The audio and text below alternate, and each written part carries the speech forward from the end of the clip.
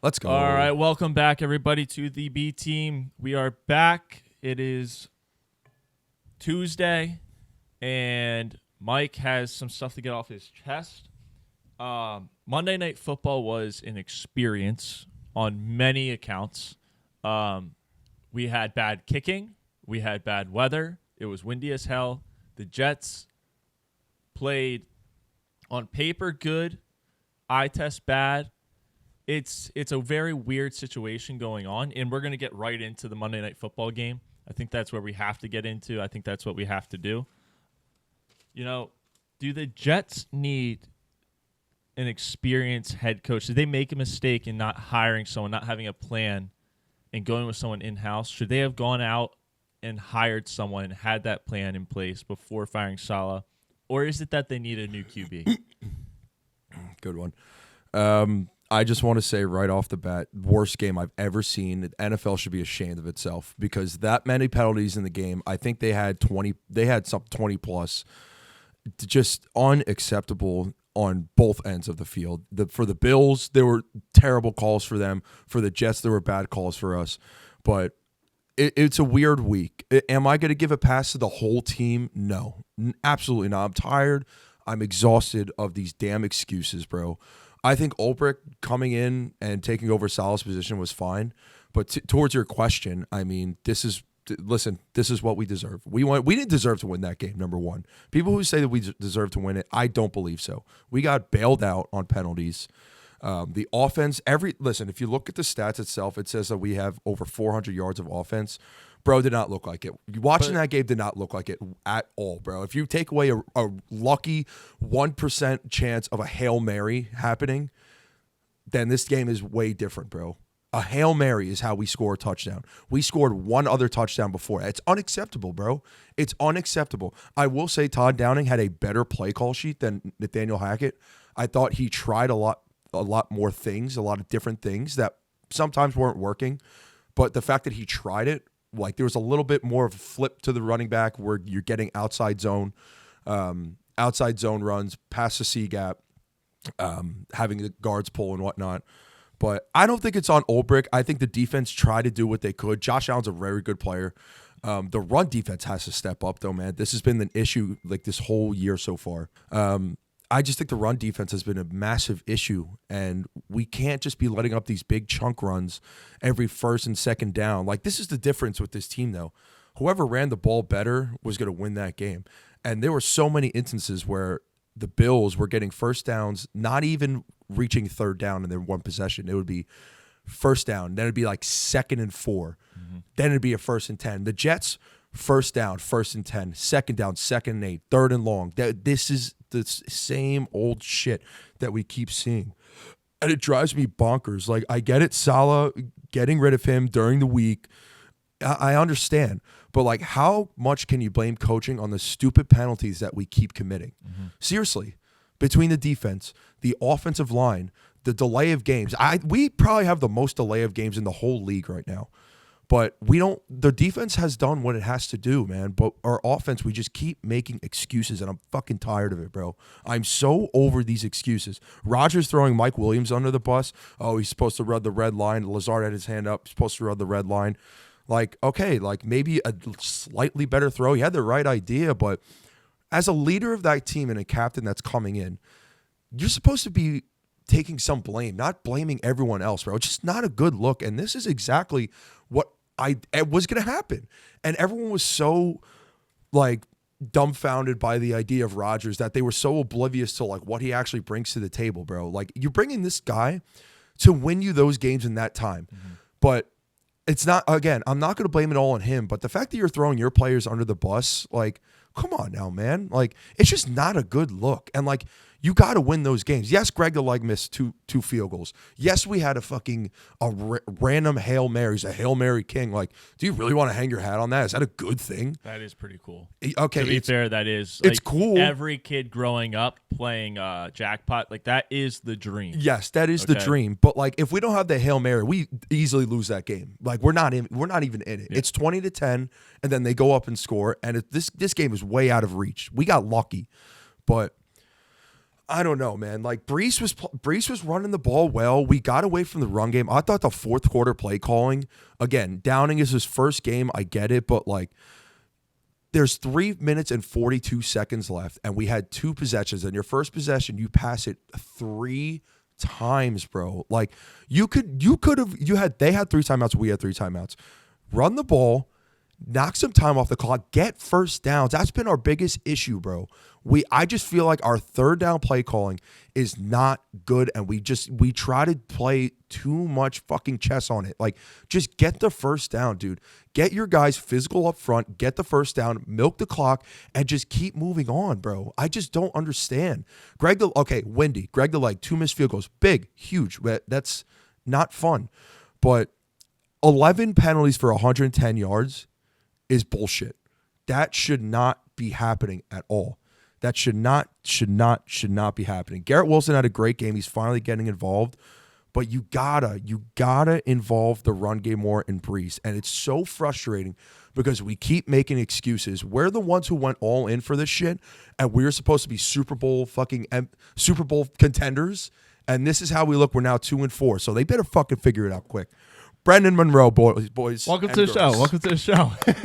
That's the intro I really love, boys. I'm not going to lie. Wi-Fi was kicking the young man to the curb this morning, but we're here. We're ready to rock and roll. And I love walking right into Jets takes. Like, this is the greatest thing I've ever heard in my life. B, there's nothing like it, buddy. There's nothing like it. Like, I remember, this is like watching Joey Harrington and the John Kidd in the era of the Lions. It's like, there's so much. Obviously you have more hope than we do, but it's back in those days. But it's just like I feel the pain. I've just been there. But Garrett Wilson's a stud. Sauce is a stud. The Bills could not run it between the tackles yesterday. Everything was going outside. It's right there. It's right. It's, as Aaron Boone would say, it's right in front of us. All right in front of us. But how long is it going to be right in front of us? That's the question, because who knows how long this guy has to be a quarterback for the New York Jets? How long is it going to take us? Because if it takes us 3 years and you got to pay all these guys, these rookies that you drafted, Joe Douglas, shout out to you. Like, listen, this team is good. We know that. We know that this team can do it. But it's the same old freaking story. The management, we can never nail the coaching. Salah's gone. They should have freaking fired Hackett with him. Oh wait, but hold on a minute. That's Aaron Rodgers' best friend. Oh no, you can't fire him. That's his best friend. They go to the bars together. They hang out. They talk shop. Locker room talk. But you can't get rid of him. Oh no. Tim Boyle, can't get rid of him either. Like, I'm just so sick of this, because this is what we deserve. This is exactly what we signed up for. And look, we're now 2-4. It's bullshit. It's bullshit. Stop going for these defensive guys. Once all this whole organization management is done, besides the Johnsons, hire someone who's going to actually do something for you on offense, like Ben Johnson, who I would kill for. Ben Johnson, Slowick of the Texans, Cliff Kingsbury, someone that's going to actually make this offense look relevant. Because at this point of my Jets fandom, I would rather see them be shit on defense but throw up 40 points a game, like the Commanders or some shit. I'm tired of it. I promise you don't want that. I do. I truly do, because if Jeff Ulbrich is going to stay there as the DC or potentially get a head coaching job somewhere, this defense is so good enough that you don't even have to. You just need someone who's going to call some plays at that point. They're freaking good. But that offense, again, you have a quote unquote like one of the greatest of all time behind the fucking center, and this is how we look. This is terrible. Again, I get it. They fired Salah. I'll give Ulbrich a pass, and there's been a lot of turmoil with this team the last couple weeks, including this one. But my God, let's just freaking score for once and not score on a damn Hail Mary and act like we actually were in this game. That's just me. All right. Well, fuck this team. With that, Brenden, welcome back to the show. Recurring guest, friend of the show. Welcome back. Nice to have you on again. It's too early to be mad. Nice to have you on again. We'll get back into the Jets in a second. No, we're done. We're done. No, we will. Oh no, we need to talk Jets football. Oh yeah, there's a lot to unpack here, I can't throw this trophy, bro. It's new. Maybe the Steelers helmet, but but I feel like a lot has happened since we last spoke on the show, since the people heard from you. Hell, Elon Musk. Dude, yeah, that SpaceX was out in California, did a week long in Vegas. it's been fun. It's been fun. I can't complain. Just staying hungry, staying grinding. You know how it is. It's Mm-hmm. it's like when you guys started this whole podcast. It's like you know the hours are gonna be tough. You know you're gonna be up editing. You know you chose to do this. You know that you're gonna miss some things. And, it's just staying the course and doing everything you can to be as successful as possible. So so I don't mind having the fly to Las Vegas and stay there for a week and do that. Like that's a riot. Like I don't gamble. Like I don't really gamble much. Yeah. Like I threw a little cheddar cheese down on the blackjack table. It did okay, but really that's about it. Like I'm not shooting bubble craps. I'm not going out to like what's what's that place in Atlanta that what's his name got in trouble in the bubble for going to get chicken. I'm not going to Magic City. Oh. I'm not hitting up Magic City or doing anything like that in Vegas. But no, it's a great time. And just got back from California, like I just said. We did a show with Brian Martin. If you know Brian, Okay. he's fantastic. And it was sponsored by Bud Light out there, so it was great to go to like Fresno and see all that stuff. Like I've never really seen mountains before, and that was pretty sick to see mountains. No earthquakes happened, so I am a non-earthquake survivor yet, but I will steal the valor. But no, I mean it's just been fun. I'm having a good time playing a little bit of golf here and there, but a lot more music coming. So Yeah, and you actually texted us the other day. You got some cool stuff coming. I don't know if you want to talk about it. yeah, we can. We Yeah, okay. I have right now. We're in the process of figuring out how to get the money together and record 8 more songs. I mean that's kind of the hardest thing is to get the funding aspect figured out. But I'm doing here. I'll show you my little terrible setup here for my in-room demo stuff. So we're getting a lot of that stuff done here and figuring it out and being creative. But 8 new songs.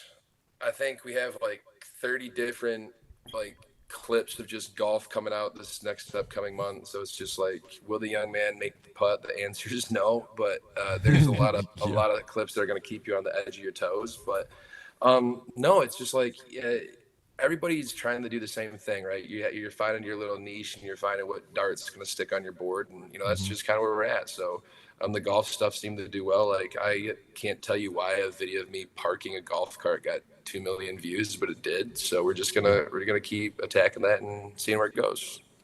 I saw that. It's funny enough because I was looking at your Insta and I saw that video and I was like, oh shit, it's got like 2.3 million views. I'm like, let's go, Brent. Yes, sir. It's the dumbest thing ever. Like I posted it at like 6:00 at night, and like I think my tags were like golf, like cart life, like things like that. And I went to bed. It was like 2,500 views. I'm like, okay, that's normal. Like that's right in my wheelhouse for that. And then like I woke up the next day, my fiance was like, you're at like 75,000 views. I'm like, no, I'm not. Like, are you no, you have like dyslexia, like something's wrong, like you're missing a comma somewhere. And I go in there, I'm like, this is at 136,000 views. Like, what is going on? And it was all like 13 and 14-year-old like cart boys and like former golf workers, just like cart boys for life. All right, Mike. Cart gang. New strategy. You and I are gonna go down to the course and we're just gonna park a lot of carts. Yeah. Park a lot of carts. But that's different though. You don't see that, and that's why I love like those little reels that you post, because it's like, oh, like 24 hours ago I was doing this, and like I don't know, it's something that like you don't really see a lot with the whole algorithm. So you cracked it right there, bro. Good shit. Yeah. Well, dude, it's hard because like, so as you guys know, like we don't post a lot of me like actually like singing and playing guitar like on that. So people are like relying on the story that's being told. And you definitely get some people that 100% bite. Like I'll tell you one right now, because I wanted to do some music. One is like, have you seen those TikToks? It's like if Piano Man was about like IBS or something like that, and like this guy's playing Piano Man, it's like, I gotta poop. So like we did a video of, like we did a one with Rascal Flatts for Life is a Highway, and it was like if Lightning McQueen wrote A Life is a Highway. And it's just me playing the riff and just yelling, ka-chow! Like trying different things. But no, like it's just like that everyman kind of vibe. Like I think the first time we talked, like before we were recording or anything, like we had some recording issues our first time we did the podcast. Like we couldn't get the video to record. And we talked about like, I want to be known as like the dude who looks like he walked through the wrong door and automatically he's just on stage. Like I'm just a guy being a dude doing dude stuff. Like there's nothing super crazy. And if people like seeing the grind and like that whole thing of being like doing this, but at the next within 24 hours I'm still getting up at 4:45 in the morning. Mhm. I'm still just doing everyday Joe sucks. That's what I am. I mean, at the end of the day, I'm just like I don't like it doesn't matter like whatever stage I get on in my career. Like let's say I get to a B, C, A level, like like obviously like Morgan Wallen level would be sick. You don't have to really worry about anything for the rest of your life. But like I'm just gonna be a regular dude. Like let's go get a beer, let's hang out, let's watch the game and do the whole thing. And I think that's what people like the people who do follow me really enjoy because like I'm not gonna lie, like what you see is what you get. Like I'm clunky. Like that's the definition of me, man. I am clunky. And y'all know you've had to potentially bleep me a couple times on here, so it's one of those deals. That's the thing that people can actually connect to. You know what I mean? Like if you were out there and you're showing one thing and then they actually get to meet you and it's completely different. That's what I feel like people get off put by that a lot of times when they meet their quote unquote idols. You know what I mean? And then like if I went and met Derek Jeter and he was just a dickhead to me, that would ruin me. That would ruin me.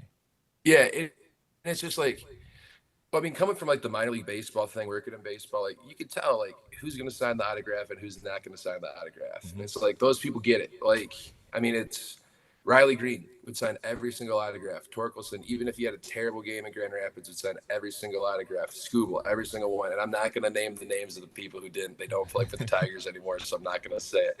But it's just like you find out who those people are, and it's just like some people get pissed off about like Dave Grohl. You get mad about his extramarital affairs or whatever you want to, but like he doesn't sign autographs anymore, only if it's going to charity, because like he's been burnt so much by people just running up and doing that. And it's like some people, but he still gets like he's doing it for the right reasons and things like that. So it's, yeah, you just be a nice person. Like people can see through the fakeness. And I think there's a couple people that are like, I mean, in your guys' life for sure doing this, it's like you can tell who's trying to put on an act just for being on with a podcast and just like, trying to play up a little too much.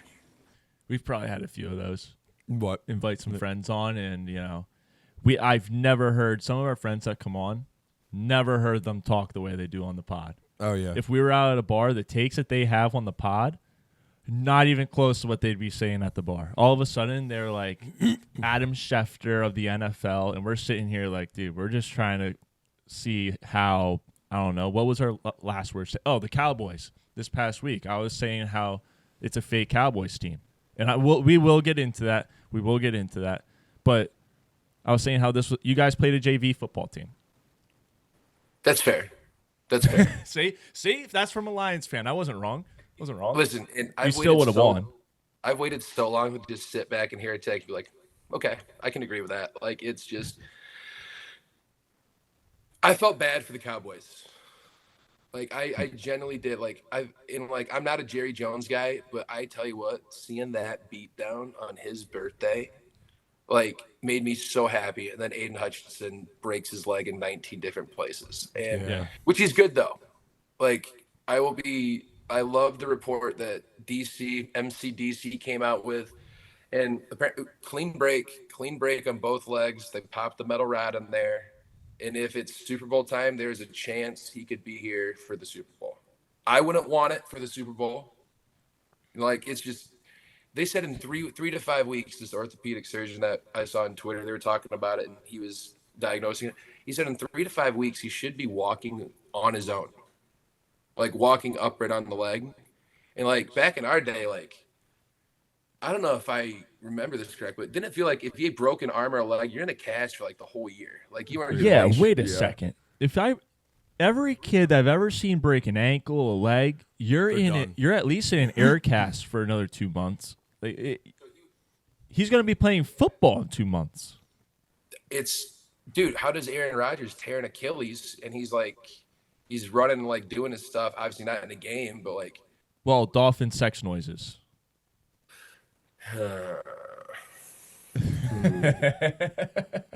Ayahuasca, dolphin sex noises. Maybe there is some like significant healing properties in ayahuasca that we're not aware of. But no, if he's ready to go, I mean, just both of our edge rushers are gone. and that's the biggest thing that the Lions need. See- So bring back Max Crosby. I'll make a Schefter-esque take right now. We'll give you a first, third, and a fourth, and we'll take some of Crosby's salary. Give me Max Crosby. Yeah. I wouldn't say yes to it, but we need him. So That was my, give us that Max was my next Crosby. question. Yeah. I don't think. Well, did you see on Pat McAfee yesterday when Adam Schefter was on the show?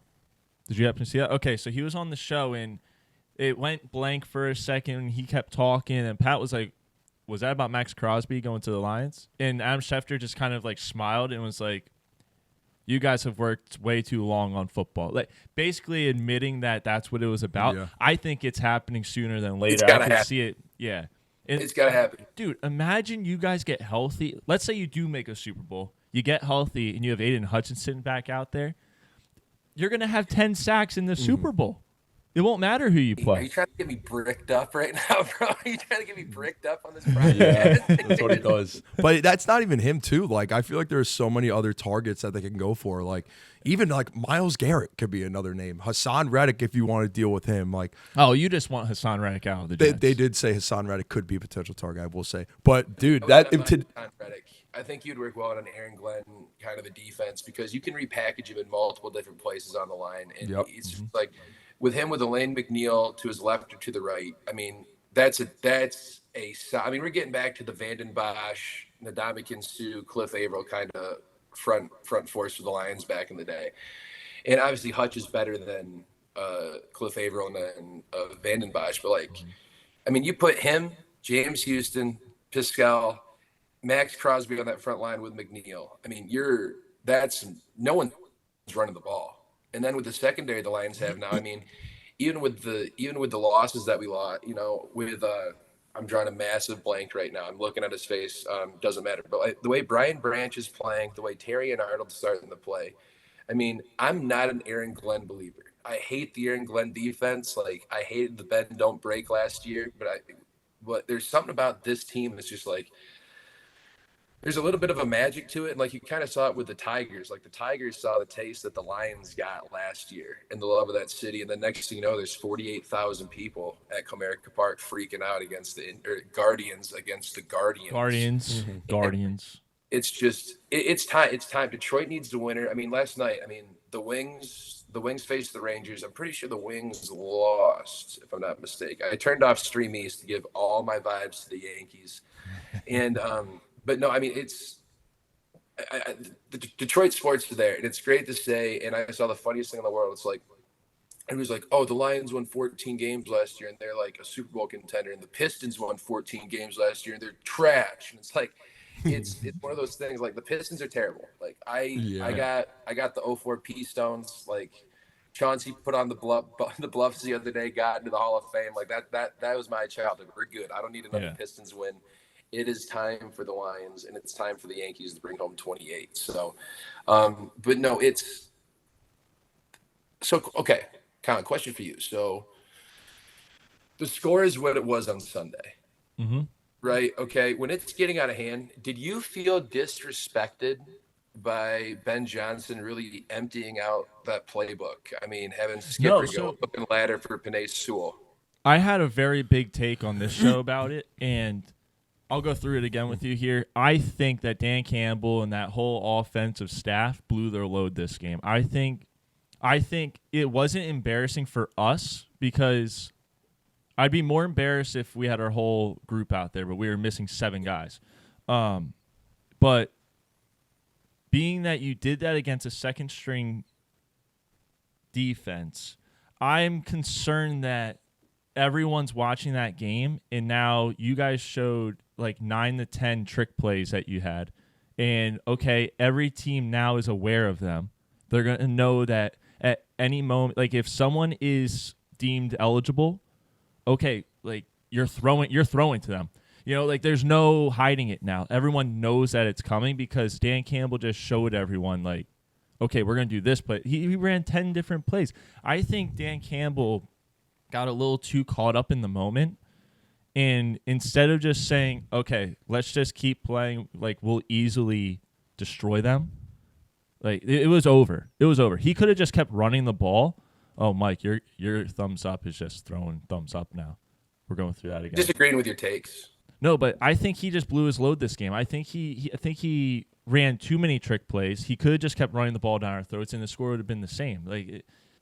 I don't know. I just thought that Dan Campbell got too caught up in the moment. I wasn't embarrassed because, from my perspective, I was going into the game kind of expecting an L. I said on the show at the beginning of the season and preseason, I went through our whole schedule. I'm only one game off at the moment. Yeah. I had us at 4-2 because what was the game? The Saints. So that game, the only game that they have played well this season somehow was against the Cowboys. What a fake I had them team. as a W. Fake football team. Yeah, talk about a fake. They have everyone healthy. Derek Carr didn't play, and Spencer Rattler still looked good, and they're still they stink. They're bad. They're bad. Hot take. Spencer Rattler is gonna be he's gonna be an okay pro. Did he watch the episode? Brenden, Did you watch the episode, bro? Listen, we just talked about all of this. Spencer Rattler should be You're starting right on for that everything. football Yes. team. Wait, really? Yes. Everything you've said, the last two things we've said. Yes, Spencer Rattler should be starting for that football team. He's gonna be a good quarterback, and it's just like, okay, so Patty Mahomes, when he was coming out of Texas Tech, I mean, he was getting really no real media love, like nothing at all, nothing like Spencer Rattler was.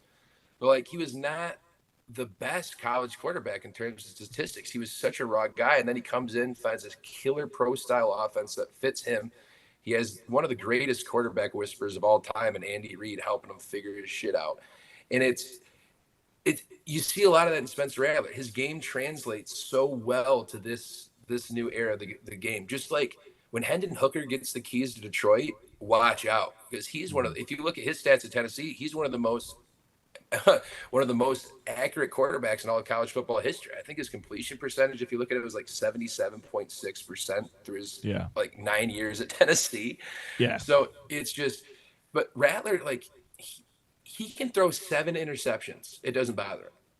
Like, he's got a little bit of Brett Favre gunslinger in him. Like, he can throw those picks and still be like, okay, I'm going to throw this next ball 55 yards in the tightest window you can possibly imagine for a touchdown. Like, it's unwavering confidence, and that's what's going to make him a stud. I think really bad.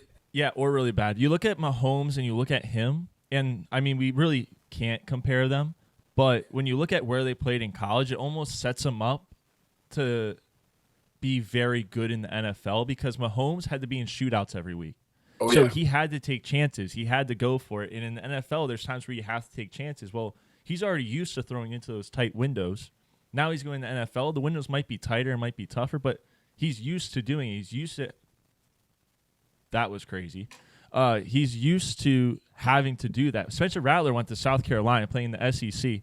If he doesn't put up 35 a game, 40 a game, that team's not beating the top teams, and he managed to beat some of the top teams in the country. So I just think he's set up, especially in a Saints team where every game is going to kind of be a shootout, a wait till the end to see who wins. It's not like he's never really going to be in that position where he's getting blown out because their defense is too good. He's never going to be in a position this year, at least, I don't think, where he's blowing a team out unless they're playing the Panthers. Terrible. But I think he's set up. He has a good offensive coordinator. He's got a good head coach. He's got a good team around him where give him 1 or 2 weeks. I think they have the Broncos this week, which that'll be a good game for him, to kind of feel his way into it again. It's not like he's playing the Chiefs, the Ravens. He's got the Broncos. Broncos are playing better, but Spencer Rattler, this is a game where he can start to really move into the team and establish himself. And then next week, who knows what he'll do. And they shouldn't even – because, again, Carr's going to be out for the next couple weeks. 3 more weeks. 3 more weeks. They shouldn't even look a different direction. Like, they just need to keep him under center and just get him playing time, because not only are you getting him ready for whatever the future holds when Derek Carr is over, like the Derek Carr saga is over, but even if Derek Carr goes out again or he's playing crappy, I mean, you got Spencer there and you've seen what he can do. Then he gets his opportunity. You kind of just run with it. Yeah, I think his mentality, he's got a really good mentality. He's tough. I think he'll last a little bit in the league, whether it's a backup or a starter. I don't see him struggling. He's going to make his money. He has too many tools to like you said, to at least not be a backup. I mean, he can have a great career like a Josh McGowan. Like, he can play for 12, 13 teams, make his nut, be completely fine and be able to walk. He's not going to have any concussions. He'll be able to walk. He won't have a messed up back. And do I think he's the long-term solution in New Orleans? No, no. I really don't think that offense fits him well.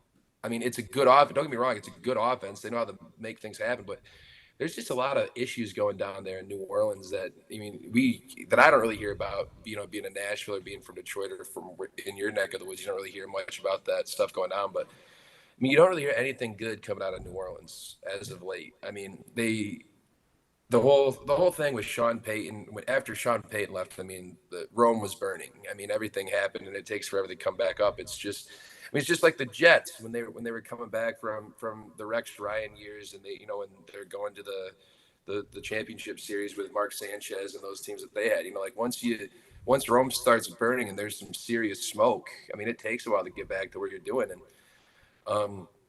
And I don't know.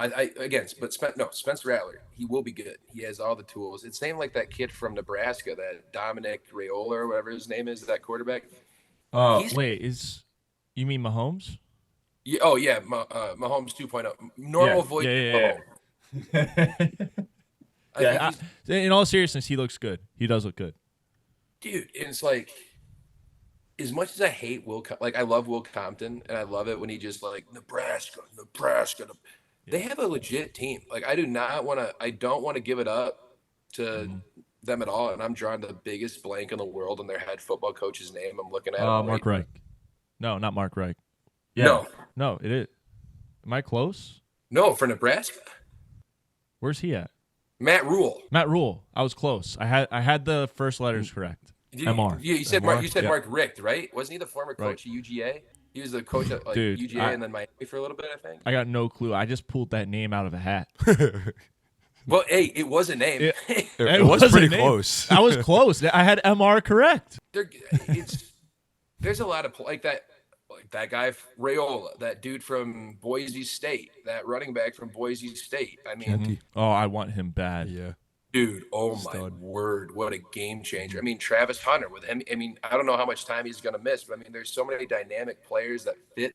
This is going to be an incredible draft. And it's just you're a Jets fan. Who do you want? I mean, what's the biggest hole that needs to be filled? Is it the quarterback? Is the quarterback the biggest problem on the offense right now? Because I would argue they have Travis Hunter. They do have Travis Hunter as the backup. The kid from Florida State last year. There's an option. There is an option. Okay, there's an option. You're not going to, obviously, they're not going to take the keys away from Rodgers. They're not going to do it. But no, not yet. With Rome burning in Vegas, do they make a play for Devonta? I mean, they should. They 100. They need. They 100% should. Why not? Because the cap it's going to be like 12 to 13 million, and we have more than enough cap space to take care of him. And listen, we're already following the train of bringing Aaron Rodgers' friends. Might as well bring in one of the best receivers in the league that we've seen. At this point, might as well, since we're all in. So do it. And he's not. The thing with Devonta Adams is people forget he's been in the league for a while. Yeah. Him and Derek Carr back in the day at Fresno State going after it together. But I mean, the thing with Devonta is he is a route runner. At this stage in his career, he runs some of the crispest routes you'll ever. I mean, he's tying defenders' shoes together before he's even making some of these cuts, and it's unbelievable to watch. And that's what Rodgers. I mean, the thing is, Garrett Wilson's a stud. He's probably my favorite, other than Jameson Williams. He's probably my favorite young receiver to watch, just because he's so explosive, and it's just that's what just bothers me about the Jets, because their defense is it's a top 5 defense. They have a no-fly zone, they have a no-run zone right up the middle. It's Quentin Nelson is a stud. Wait, no, that's what's his name, right? Am I saying the right person? Quentin Williams. Yes, Williams. And Quincy. Alabama. See, I messed up. Yeah, the one who when he sneezed, he blessed himself. Yeah, Quentin Williams. Yes. Bless you. Thank you. Yeah, and dude, the best one is when he was talking about in the national championship. He was like, I don't think that. What player was it? He was like, I don't think that Kyler Murray and. Yeah, I don't think that Kyler Murray is. I just stopped. Don't do it. He's like, what?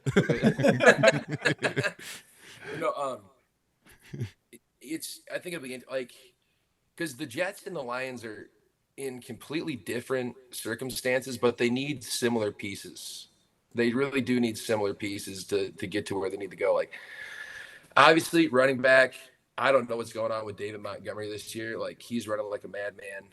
Oh, he's You guys signed him, beast. by the way. That was the most quietest extension we've ever heard of. That was the best. He was a free agent, best signing in a while. Yeah. He's unreal.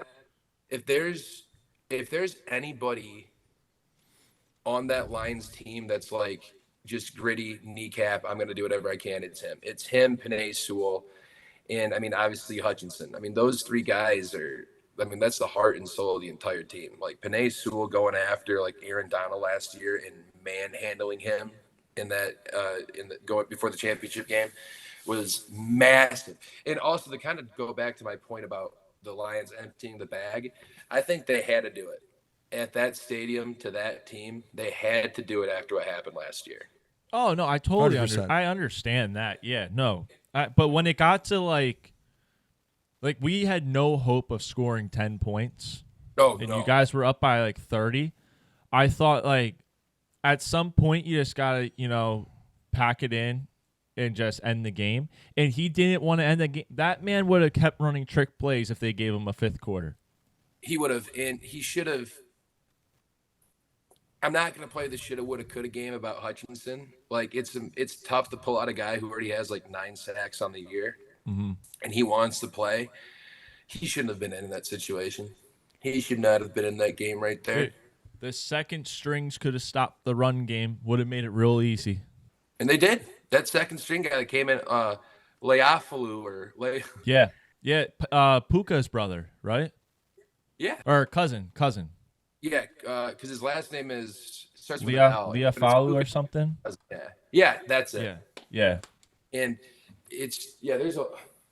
my little dog Maggie is like scratching at this door trying to come in right now. It's the funniest thing in the world. But no, like I think it's gonna be interesting. Hot take, I think the Lions lose again in the NFC Championship game. I hate to say it, but again, it's the Lions. As much as I love them, I have to see it to believe it. It's like when the Cubs made it to the World Series. Nobody in Chicago was thinking that the Cubs were going to do it, and it's just like, I know it's blasphemous me saying that as a Detroit sports fan, but it's just like, shit, my team lost to NIU this year in football. Like anything can happen this year. So like, I did put a future down in Vegas. I took the Lions to win the whole thing at I think it was a minus 500, right? Is that the one that with the better minus is the better odds? Plus 500. Yep. Okay, so it's a plus 500. I put that down in August 22nd.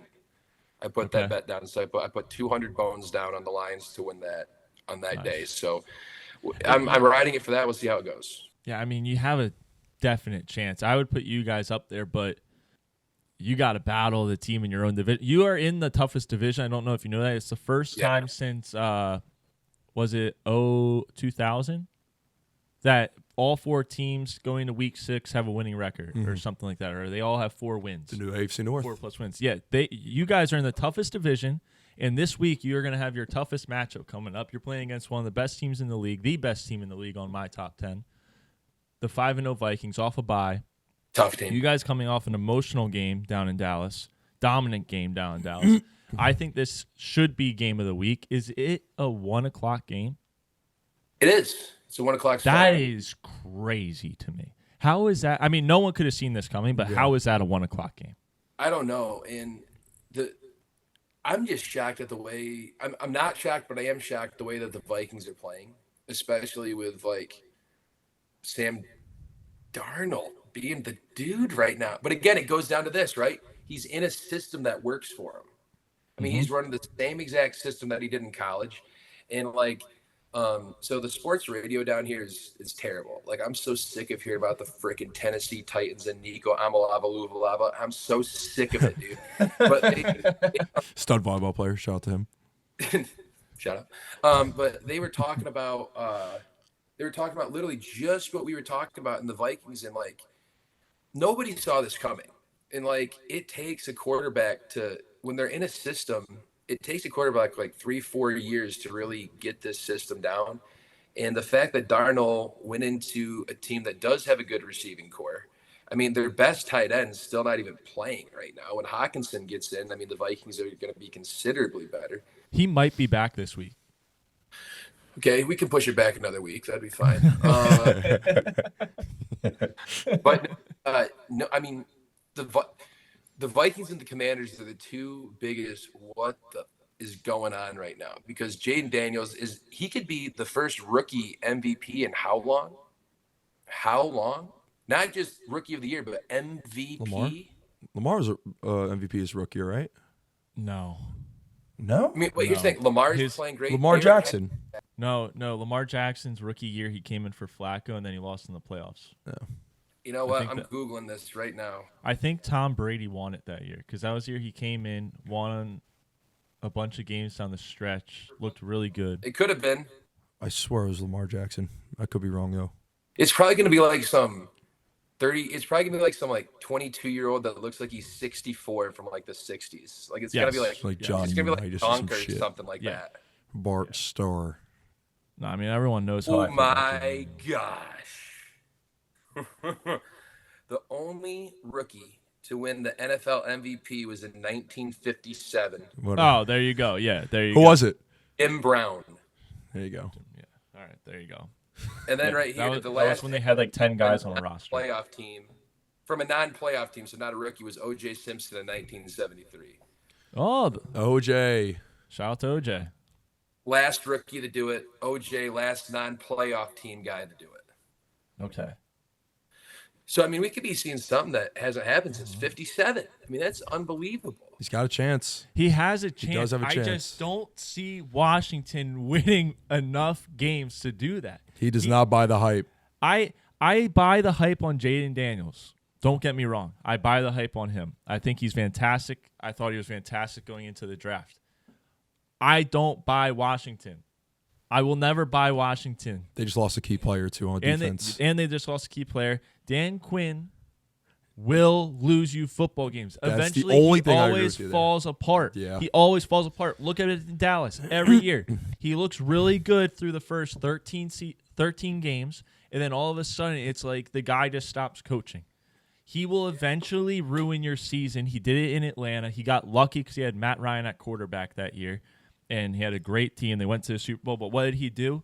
He blew a huge lead. A huge lead. The man is a serial loser. He's going to lose. He is going to lose. Make that a shirt right now. Write that down. Serial loser. Dan Quinn's face. Dan Quinn's serial loser. But at the end of the year, if you lose your bets, put your bet record on it. Oh yeah, make that's a those great shirts. show. Mike, we should put yours on it right now. Yeah, at this point, we should have me on it. Oh wait, so he has still yet to hit immortal. He's back on probation this week because this is his second time on probation. So he went 3 weeks in a row where he didn't get a win. So then he had probation, automatic 0-2. So he was 0-8 in the morals standings. 2 weeks in a row. 2 weeks in a row, he went 0-2. So he's 0-12. And now he's on probation again. He's going to be 0-14 going into not this week, but the next week. Oh, my. Hey, you know what? We're just bad, bro. All we need is a legendary heater, and that's what I'm feeling. Like you're Dude, this is a heater. This is the heater, bro. People are fading my picks. TikTok is going crazy, apparently. Yesterday, I actually ran into a guy at the beer store, and he goes, B team? And I go, yeah. And he goes, oh, Mike's made me so much money. He's been fading both of Mike's picks. He's parlayed them and taken them separate for like 4.5 weeks. Never met the guy. Never met the guy? Never met That's the guy. Great. 4.5 weeks, he's just been doing it. Dude, listen, at this point, bro, I was really trying to get a win. Now it's like I just want to pick two teams that are going to lose to just make the boys money and then start fading myself. I can't fade myself. I thought about it, but I'm like, if I fade myself, people are going to lose money and I'm going to get wins. But this is for the people. Bro, okay, well, this is what I'm you do. not going to fade myself. Well, this is what you do. You do fade yourself, and you do this in the financial realm. We call this a covered call. Yep. There we go. Covered call, baby. You got to cover it, bro. You do your bet, and then you fade it. So you're pretty much playing with house money. Just get your bet money back. You're not losing anything. You don't have to tell people that. I like the little financial term right there, the covered call. I didn't think about it like that. True. So now I'm gonna start doing that. Good call right there. Hey, but I will say this: my card hasn't been terrible. It's been better. I mean, last week was good. Let's not. We've been. Well, how about this? Are you picking like what's your mortal? Like, give me an example of your mortal lock All right, you want to hear what? You want to hear what I took this past weekend? Yeah, this is gonna air after. Yeah, give me your last week. Yeah. So I've always been a big under guy. I hate football. I've always been a big under guy. So I've been taking unders a lot, and then I took the Panthers plus 6.5. They had it, bro. They had it. Dude, I will say there has been so many bad beats this whole year. Half-point losses. Random score with a minute left in the fourth to cash the over when I have the under. The Bucks against the Falcons on prime time. The Giants against the Commanders where neighbors dropped the ball. So many bad beats. The Titans week 1, worst one of them all. It's been dude, I put $350 on that. I put $350 on that. That had a plus 4.5. On Will, you put money on Will. Week 1 they were upset. Yes, I never put money on after him, but week 1 they were up 17-3 with a plus 4.5 spread. Who the hell is cashing that out against the Bears? Week 1, and then Will Levis was thinking about Gia Duddy and just started losing his mind and losing the game and lost me $350. That throw he had. Well, I've heard unreal. So, they had someone come on and they were talking about, or they played a video of Tom Brady talking about Will Levis, and they're like, he's like, dude, he's like, Belichick and I would talk about it all the time, like, take like the good sacks or the bad throws or like things like this. He's like, you're trying to, he goes, what's your plus on some of these throws that you're throwing? Like, you're already going down, like, what's the plus? He goes, the chance for a big player, a plus player, absolutely nothing. And, like, that's what you keep getting with Will Levis. Like, that's what I love about the sports media down here. Will Levis in the presser after Sunday's game, after another terrible loss to a bad Colts team. Dude, they scored a touchdown on 3rd and 26, running the ball. All you have to do if you're Brian Callahan is run the rock. Tony Pollard is having a killer year. Killer year. And the thing is, the Titans can't pass block. They drafted this Skoronski, and if you look at his tape, he has so many watch out blocks this year. It's not even funny, dude. But when it comes to running the football, his fat feet can push everybody anywhere he wants. And it's like Will Levis. My initial hot take was, dude, Will Levis is like Brett Favre. Like, I think he's gonna be good. Like, he's a slinger, he can do it. But no, he's ass cheeks. Dude, I actually wish I could like just being in Nashville, and I feel like talking to like Titans fans and like hearing the sports radio. It's probably like, all right, another week of Titans football. Like, I can only imagine how it is down there. That's probably why they're drinking so much. Love it. Oh, dude. Well, like, so the guy that actually goes on right now, he's from Detroit. The Robbie and Rex Road guys. By the way, if you ever get a chance to listen to them, do it because they're hilarious. Like, they are great. They don't talk about sports. It's like, oh, I had a great steak sandwich the other day at the hockey game. They talk about the food. The product's so terrible. But this guy, one of the guys from Detroit, he's a diehard Michigan State fan. He's a diehard Lion fan. And, like, they talk about the Lions more than the Titans in Nashville.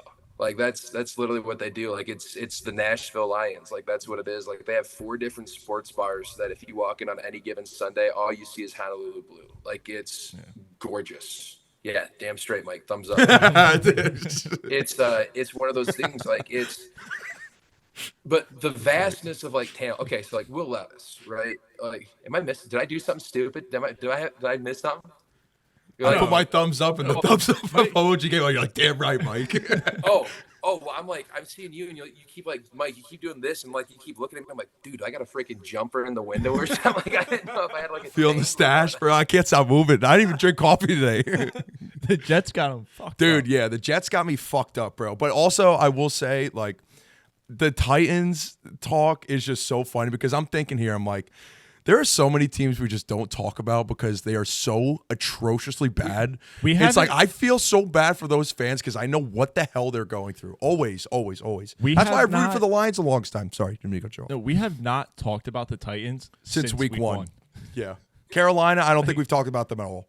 Since I said that if Carolina traded Bryce Young to the Dolphins would win the Super Bowl, we have not talked about Carolina. Hey, you know what?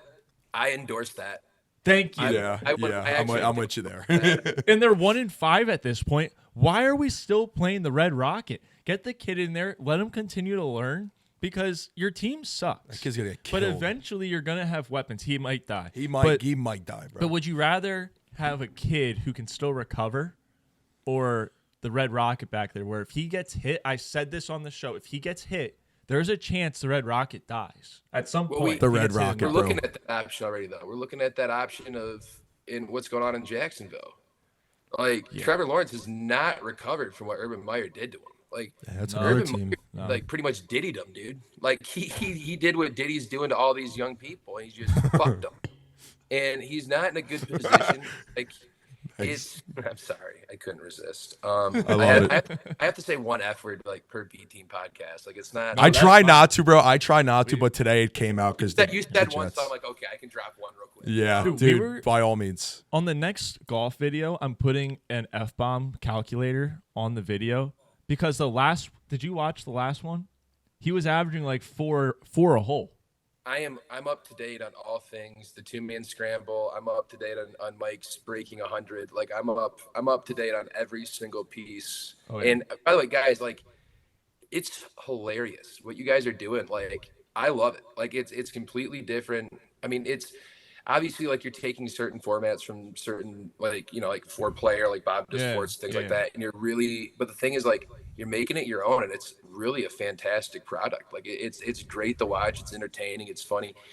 And it's just like, I just like it. Like, it's just, it's such like it reminds you of back in the day of just like, I mean, I guess it's not really back in the day, but just like goofing off with your boys. Like, I mean, that's what it is. Like, obviously you're playing golf, you're doing your thing, you're having fun. It's like, if I was in that whole group doing that shit with you, if I was filming you guys, I'd be throwing M80s or like cherry bombs at you guys in the middle of your backswing for the firecrackers and things like that. Like, it's just, I would ruin it. But what you guys are doing is perfect. It's like right in the pocket. It fits great. The time's great. Like, it's not a super crazy long video. Like, it's fantastic. Like, I'm digging it. And Mike, your swing's looking good. Dude, we got a lot I've gotten better, bro. I'm actually playing today, funny enough, but I've gotten a lot better, big time. I put the work in. I shot a 58 in a 2-man scramble the other day on Saturday. Jesus. There we go. Did you win? Yeah, did you win? No, we lost. The winning team. Wow. Yeah, the winning team came in at 20 under. Jeez. But I appreciate that though, bro, because I've been working my ass off because my irons were non-existent, and I went to the range probably like 2 weeks ago and I hit like 200 balls, and I'm like, yo, like, I think I'm not gonna say it, but like, I'm understanding how to swing my irons a little bit better because before I wasn't. But I will say this real quick. This is so off topic. That Jets team reminds me of my golf game, by the way. I'm just going to throw that out there. Everything comes back to the Jets. Everything comes back to the Jets. My golf game is exactly what the New York Jets team looks like. But, yeah, no, I love the golf videos. I think they're great. I really do. Brenden, funny little tidbit. Before that last video came out where we played phenomenal in our 2-man scramble. Oh, yeah. The day before, all right, so the day before, we had been playing the golf. The day before, he went golfing. And he's firing off texts to me about quitting golf. He doesn't want to touch it. He's like, I hate this sport. I hate it. It's like 10 messages. And then my first message is, relax, we're golfing tomorrow. I was like, bro, I'm losing my mind. I'm wasting my money. I hate this, dude. I'm stressed out. This isn't even therapeutic. It's putting more stress on me. But we came back, and that was before I was working on my irons, and we actually did really well. Yeah. I also found a putter, by the way. Someone left a putter on. You didn't turn it in? I completely forgot I had it.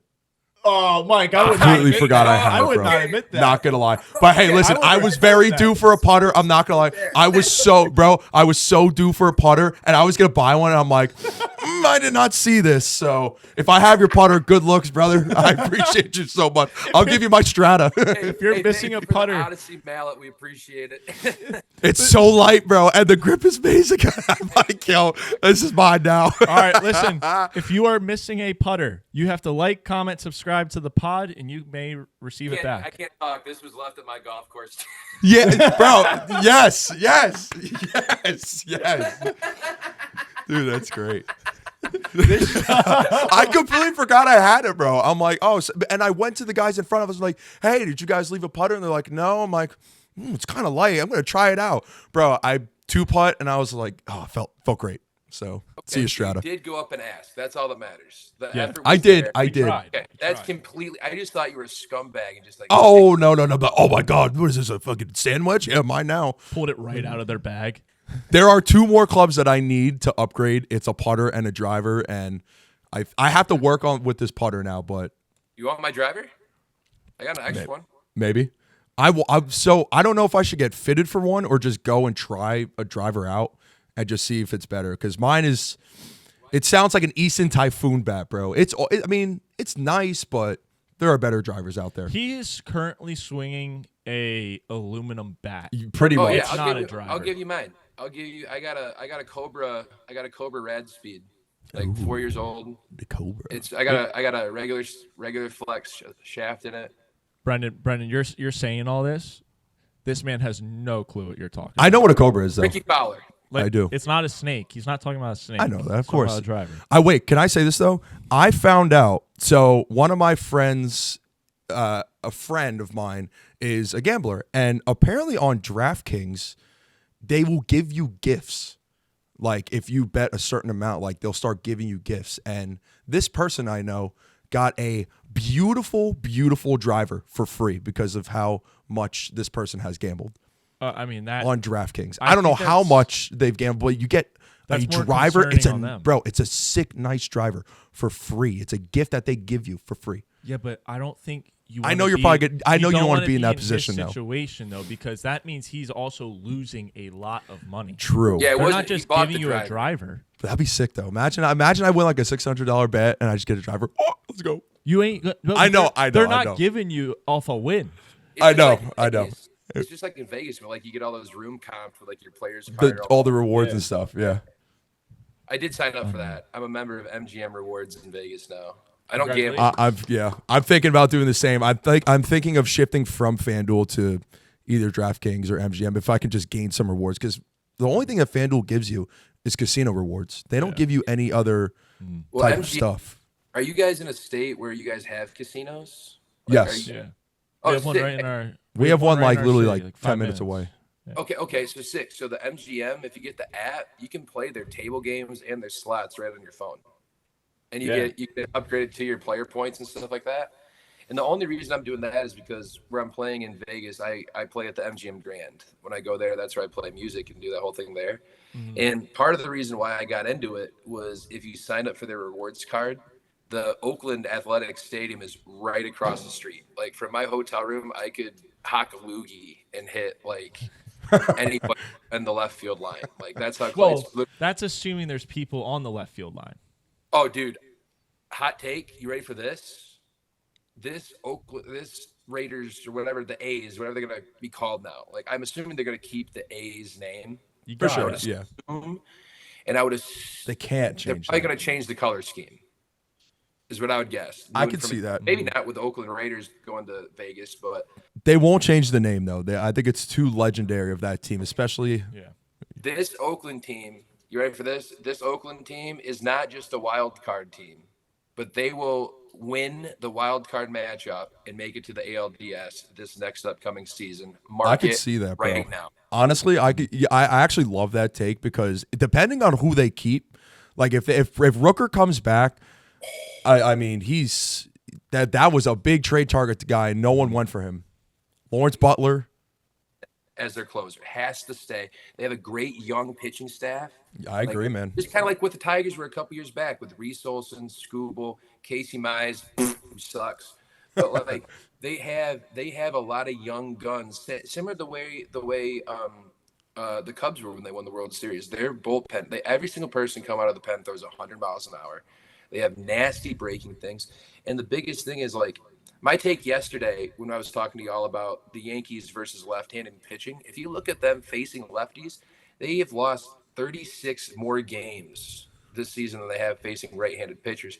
And notice what happened when that left-handed pitcher came in for Cleveland last night. Yeah, he walked the first 7 guys, but they couldn't get a hit off the lefty. They couldn't do it to save their life.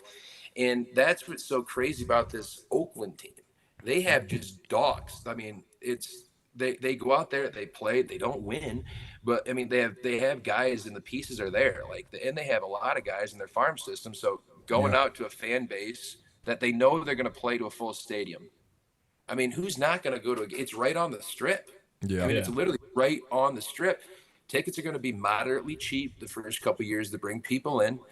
I mean, it's kind of just like when the Kraken, kind of did their thing. I mean, obviously it's an expansion team, so it's totally different. But there's going to be a serious buzz in Vegas for that baseball team. And I mean, I don't know. I mean, they're doing it right. I mean, the owner still needs to sell the team. I mean, they're not going to win unless the owner gets rid of someone who wants to win. But this new stadium looks awesome. I mean, how can't you play well in a $2.6 billion stadium? I mean, it's impossible not to. Yeah, I'm with you on that, bro. 100%. Like, yeah, he should sell the team, but I do agree with you that like they do have a lot of young talent, like that are really meshing. I didn't even think they had a bad year this past year, but I'm super high on that Mason Miller guy. I would love for the Mets to go after him. I would love it. I think he's got gas. Dude, he's got gas and he throws. He has the power of diabetes coming after him, dude, because like he's literally the Scott Malkinson of the Major League Baseball scene. But he's like, the thing is, like, if you watch him pitch, there's such a violent nature to his delivery. 100%. Like, there's nothing that's like fluid at all. Like watching a Emmanuel Clase, like when he goes on the mound, it's like, okay, 102, just like that, like the easiest thing in the world. Like like he's getting after it and going, and it's fun to watch. It's fun to watch. Dude, I really thought that the Tigers were gonna come through against the Guardians. I thought it was gonna happen. I mean, Skubal, but you guys got just underdog players, I feel like, especially on the batting side. But like Riley Green, obviously he's a stud. I wish I would have seen Torkelson have a better year. I think there was I wouldn't say there was pressure on him, but it was time for him to kind of step up. But Tariq Skubal, I think, is the best pitcher in the league. I don't even think it's close. But yeah, but you guys got hot, man, and that's what postseason baseball is. It's just getting hot at the right time. Like, listen, who thought the Mets were going to beat the Phils? I mean, I did, but like, the Mets are hot. The Mets were hot ever since the All-Star break, and they just kept running with it. And now they're going to New York, tied 1-1 with the Dodgers. They've had a hell of a game yesterday. So that's really what it is. Look at the Phillies 2 years ago. They got hot a month before the postseason started, and they made it to the World Series. Mm-hmm. Like, that's really what it is. Like, you can have the best record in the regular season, but if you're off, the Phillies were off going into the bye, and the bye can hurt you, bro. Mm-hmm. Sometimes it helps, sometimes it hurts, and they did not want it. They did not. We outplayed the shit out of them. We wanted it more. I went to the game, actually, in New York. 100% you did. And it's just like, kind of the piggyback of what you're saying, the hottest team wins. It's the same in hockey. The hottest goalie wins. I mean, that's why the Golden Knights won. I mean, and you can even argue that's why, like, the whole Ben Bishop era of the Tampa Bay Lightning, like, went down the drain. I mean, they wasted how many opportunities at a cup with Ben Bishop in the goal? I mean, just because he's best goalie in the world in the regular season. But like you said, and the thing with this Mets team, and I have to jump to the Mets, like, Jeff McNeil is going to have a lot of meaningful at-bats in the next couple of games against the Dodgers. They don't have a lot of left-handed pitching, especially in the starter department. And even though he's been gone for 6.5, 7 weeks, he's been out for a bit.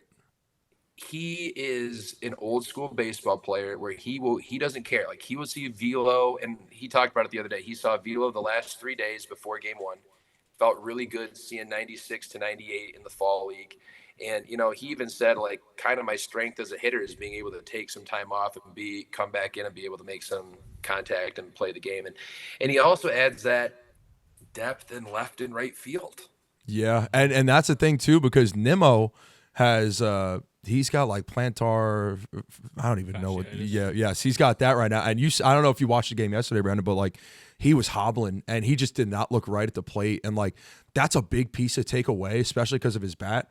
But listen, we have Bader, who's a defensive specialist out there. We got Tyrone Taylor, who's been amazing. Shout out to David Stearns for this whole year. But McNeil, if he's ready to go, it's just, are they going to take that chance against the Dodgers? That's my only thing. Are they going to thrust him in right away to a lineup where he hasn't hit in a minute against a major league pitching against the Dodgers? Okay, explain this to me, by the way. The Dodgers went with an early bullpen like yesterday. Do they, like, not have enough starting pitchers, or are they just, like, so reliant on their bullpen that they don't even want to use starters going into the third and the fourth inning? that's kind of what Dave Roberts has done his entire career as a Has manager, he? if you look at it, especially in the postseason, because I I don't agree with it. It's a weird strategy, but I mean, it didn't.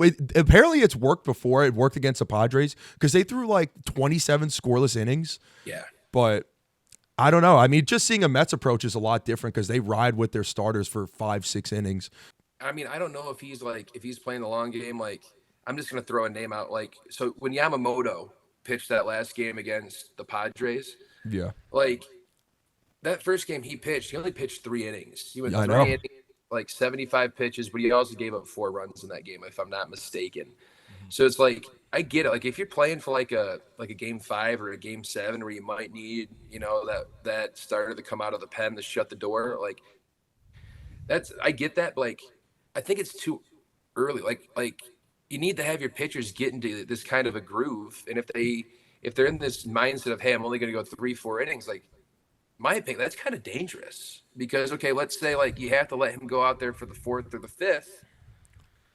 Okay, by the 3rd time through the lineup, there's a lot more hard hit baseballs. Your stuff isn't moving that much. And if you don't have that stamina to go past the 4th inning, even though it's been so, condensed in the game schedules and things like that, it's completely different mindset. Like I remember when Al Albuquerque for the Tigers, like if he didn't come in with empty bases, like if he came on with one person on base, that run's scoring, like guaranteed. Like it's just that mental thing. And I mean, obviously Dave Roberts knows his staff. He like how many times have they been in this situation in the last couple of years? Obviously their payroll helps, but like yep. if they don't win it this year with the talent they have, I mean, when you have Mookie Betts not even playing his natural position and like you're finding a spot to put an MVP in the lineup, if they lose, is this the worst or is this the best team to ever not win a championship in sports? It's Does- one of them. Go ahead. Does this Dodgers team have the least amount of magic of all the teams left? They just Guaranteed. Like, there's just something Yeah. about it where, like, I look at the playoffs and I could see the Yankees getting there. Like, the lineup, everyone's just, like, Stanton's playing fantastic. So Yeah. that gives you so much confidence. Night games in New York look fantastic. The Mets just have magic about them. They're like the team of destiny. They're a Cinderella story. And then Cleveland's, like, the underdog. scrappy. I would put them even below the Mets. I would put them in 4th place right now. They in are. terms of who's and like, so if they make it, it's like okay, the underdog. Man, the Dodgers, there's just nothing like to point to other than oh yeah, they're good. Like they're always here. This is what they've been though. They've always been that team in the playoffs to just always choke. But like you look at that team on paper and how can you believe that they're going to choke again? And like I hope they do, bro. Listen, I hope the Mets make it to the World Series. I'm praying for that. But like that team on paper, that game 1, it's like oh man, like Here's the thing, that's the put this- biggest game. The Dodgers were Yeah. 13-4 in game 1s in the last couple seasons. That is you have to win game 1. You have to win game 1, especially in that awful environment in the Ravine. I mean, that is a tough place to play. It has low elevation where it's sat down. I mean, it's hard to breathe. It's hotter than hell there the other night. I think at first pitch, it was like 97, 98 degrees bad. with like 30% humidity. So it feels like over 100. And the thing is, like, in terms of magic, I have to go Mets 1. I'm going to have to go Yankees 2, Cleveland 3, Dodgers 4. And the only reason I can't give Cleveland that nod is the only player that's really playing well for them right now on the offensive side of the ball is David Fry. He's the only person that's playing well. And like even when Jose Ramirez hit that home run the against the Tigers to put him up 2-1 or 3-1 at that point, like I'm watching the game and I turn to my fiance Meredith. I go, "This is the one person I'm terrified of." And then the next thing you know, it's a home run. And there were some opportunities yesterday in the game, like Rodon showed some balls yesterday. For the first time, he's earned some Yankee pinstripes yesterday. You know, shutting the door with guys on 3rd and 2nd multiple times with less than 2 outs. I mean, during the season, he did not have that command of that, kind of sinker that he has, breaking back towards the left-handed batters. We did not get that. He did not have a solid changeup. And I'm telling you, like, one of the first – I'll read you this text message I sent. I don't know where my phone is. Doesn't matter. I think that's what's going to come down to you. I think at least for the Yanks, it's just going to be can your pitching just maintain composure, and can they at least just go give up 3 runs a game, but rely on your offensive guys like Judge, who needs to get alive, and Soto, stud. Like, I wouldn't even say it's the pitching in the starting pitching. The starting pitching needs to get us going because the 100%. Bullpen, they have been lights out. Yep. You get us to the 7th inning and you're not scoring. No one's scoring. Yeah, Weaver's on, dude. Weaver's giving shades of Rivera right now. He's giving shades of Rivera. I'm willing to say it. He's got the fire in him. Yeah. Well, and then this whole season, my whole thing was okay, Luis Gil, stud, and I have no idea why he's not going game 2. He's going game 3, and it's just. You nailed on the top of the head. The starting pitching has been the biggest issue. Nestor Cortez forgot how to pitch. Sometime halfway through last season, he forgot how to pitch. Sad. Dude, he doesn't even do the little leg kick thing anymore. No, he's got no swagger. I think MLB did something. No way. So it's an MLB thing. It's not him. I refuse to blame him. Man fraud. I could be wrong. I could be very wrong, but I think there was something because he would do the wiggle. Acting intentionally distracting the batters, something like that. I think Johnny Cueto. Okay, if that's the case, I don't blame him. I don't blame him at all. But if it's still a rule, yeah, I do blame him. Well, and the biggest thing, my issue is, and you've heard me say this, I'm not a Booney guy. I'm not a Booney guy, and I was never an Osmus guy. And now you have 2 people that I freaking hate right next to each other, and somehow it works. It doesn't make any sense to me. Our text last night, I thought for sure Rizzo was going to go 0 for 3, 2 Ks. No doubt about it. And then he absolutely laced one in the center field. And I'm like, okay, well, Volpe still has my chance for my first pitch home run. And he takes an 89-mile-an-hour fastball or a curveball at the letters. I mean, I don't care who you are. Swing the bat there, man. Yeah. And it's, dude, I might have to stop talking about Yankee baseball. I can go too long about it. But no, I want a Subway Series. I really do. Same. We've been saying I would love it. I really would. It's great for nobody cares about the Dodgers anymore. Nobody cares. Everyone hates the Dodgers. The same thing with the Yankees. How many people want? I mean, it's the Yankees and the Astros have totally wore their welcome out with America. They don't need to see them anymore. They're sick of it. That's why the Tigers are such a good story. The Guardians are such a good story. I cannot, dude. I feel like I'm grandfather day and I can't say Guardians. I feel like if you're before 2000, you can say Indians. If Manny Ramirez was still on the Indians when you were a kid, you can say the Indians. And but I don't know, dude. This is whoever gets into the World Series. One, the game has made huge jumps in terms of ratings this year and getting fans back to the game. And we got to thank Tatis. We got to thank the boys on the Mets with the whole Jose Iglesias OMG music video, doing the thing. I'm getting that tattoo I'm getting that tattooed on me if they win the World Series. Okay, you can do that. That's a choice. Maybe Grimace. We'll see. I need something. Hey, listen, you do what you got to do, man. And it's just if you have to wake up and watch Wally Blackman clips from the Miracle Mets, you do it. You watch Wally Blackman clips from the Miracle Mets. And, but it's just the game's in a really, really, really good place. And I think Manfred is starting to let people show a little bit more personality and things like that. Where back in the day when Machado and Josh Donaldson were going after it on soft tags when he was back in Baltimore and Donaldson was back in Toronto. I mean, the days of those we're not going to tolerate this, chirpiness, a little bit of red ass. It's gone. You can even see it on the face of the umpires. If I'm not mistaken, this year had the least amount of ejections in a major league season in the last 15 years because they're letting people jaw. They understand that this is big. And I don't want replay like they're doing in minor leagues. Do I like it? Yeah, I totally dig it on balls and strikes. In circumstances, it's great, but the game's in a good place. Go ahead.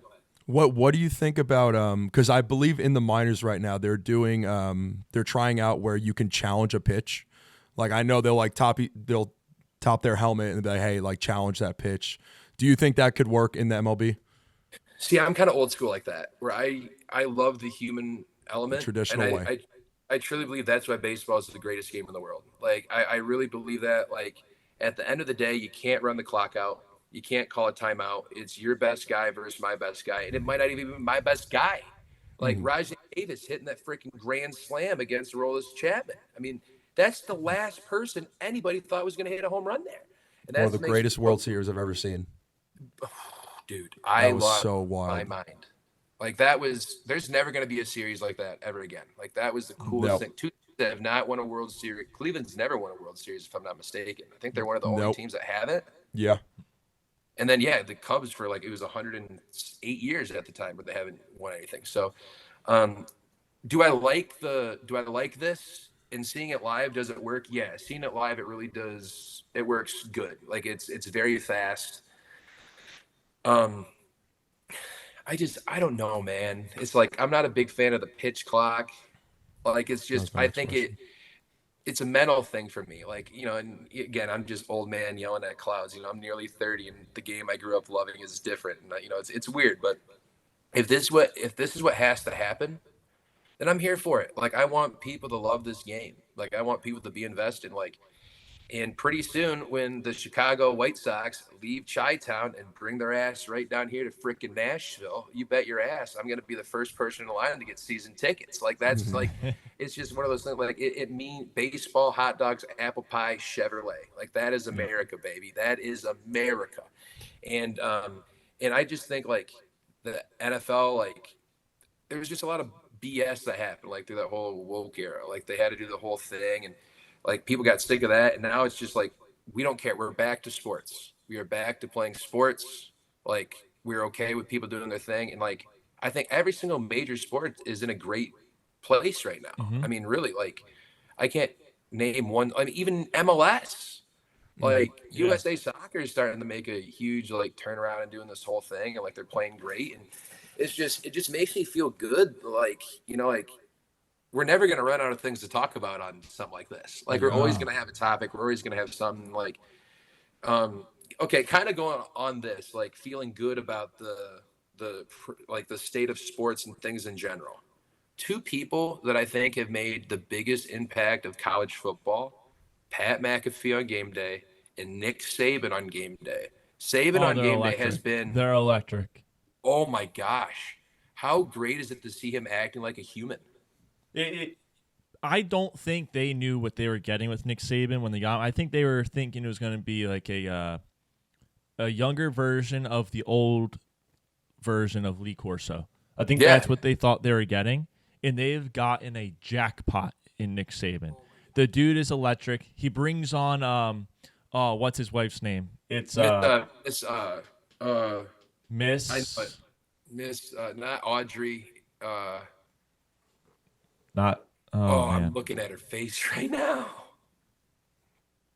Doesn't matter. We're not Alabama. Doesn't matter. But yeah, Miss, she's fantastic too. She is. Yeah. When they were in Ireland and they were just chugging beers, dude, crazy. It was awesome. I thought it was funny when Saban was holding that kick the other day for that kid. Yeah. First things first, that kid was a soccer player. He totally hustled Pat. He did. Totally he did. Hustled Pat. Yeah. He knew what he was doing. Go ahead. No, I just moved it. My bad.